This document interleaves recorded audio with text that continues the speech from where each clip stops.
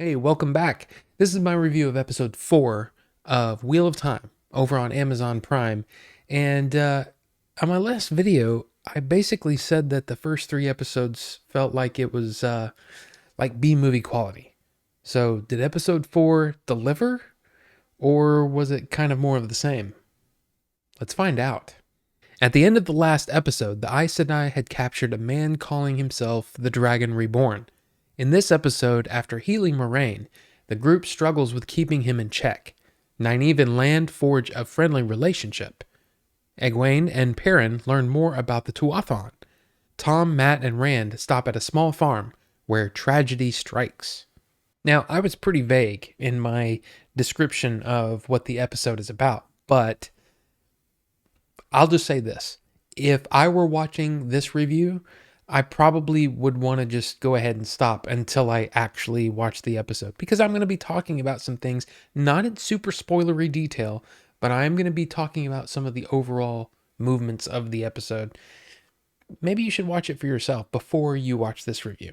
This episode started off and it was I was like, okay, cool. We're taking some time to breathe. It was a quieter episode.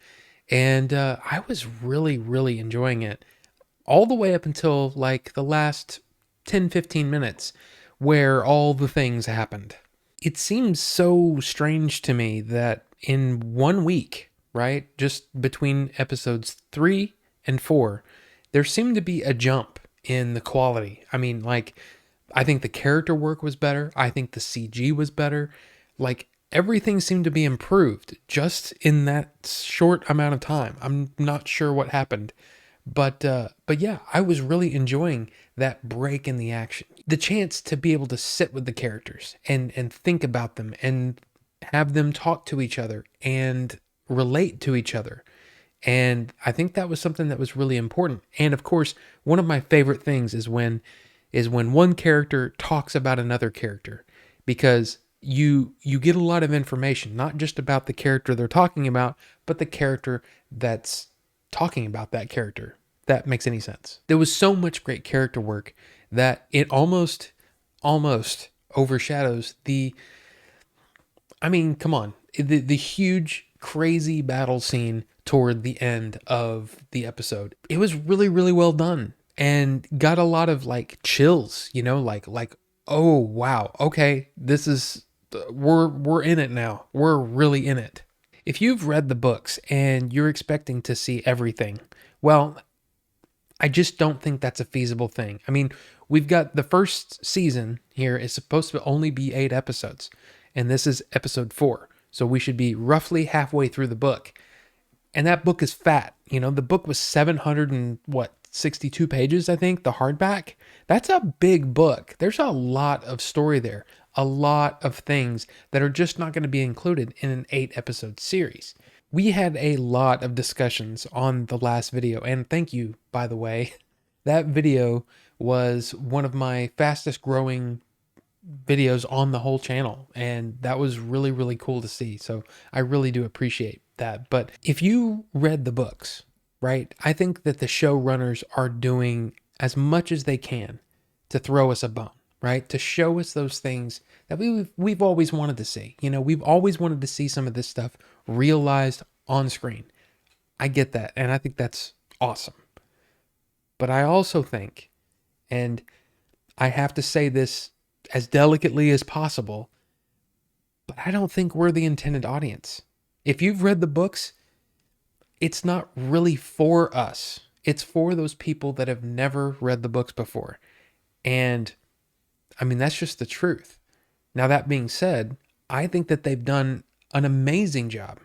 Very admirable, to be able to take this really kind of complex world with all of the rules and the factions and things like that. I think they've done an amazing job so far trying to throw all this at us and try to keep it, to where people can understand what's going on. I think that's really good. Again, the thing that I keep going back to is being able to see some of these things that I've been imagining, as I've been reading these books. I'm only up to book 4, which is, I'm a little further ahead than the series is. I'm in book 4 now, but some of the stuff is so much better than I'd imagined it. And I think that's really, really cool. And this episode, to me, top to bottom, I think they did it a great job. I think it's such an improvement over the first 3 episodes. It's almost like I'm watching a different show. Now, I didn't actually rate the first 3 episodes, but I would say that those are probably like a 7.5 out of 10, or, like a 3.25 out of 4. To me, this episode was like a 3.75 out of 4. I mean, or like a 9 out of 10. I think this was a great episode, and it got me really, really excited to see how they're going to wrap all this up. How are they going to do this? Are they going to be able to pull it off? I mean, I'm rooting for them. And that's a weird thing to say, because just last week I was kind of going, I don't know about this show. I mean, I have hope, but I just don't know if they can do it. After this week, I feel like they can do it. I feel like they've got a pretty good show here, and if they really, I hope they can stick the landing. You know what I mean? So now I ask you, did you see episode 4, and were you as excited about it as I am?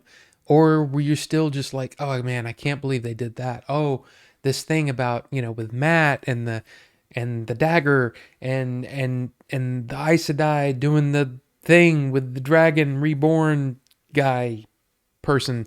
I mean, all of those things. I mean, I want to know what you think about it.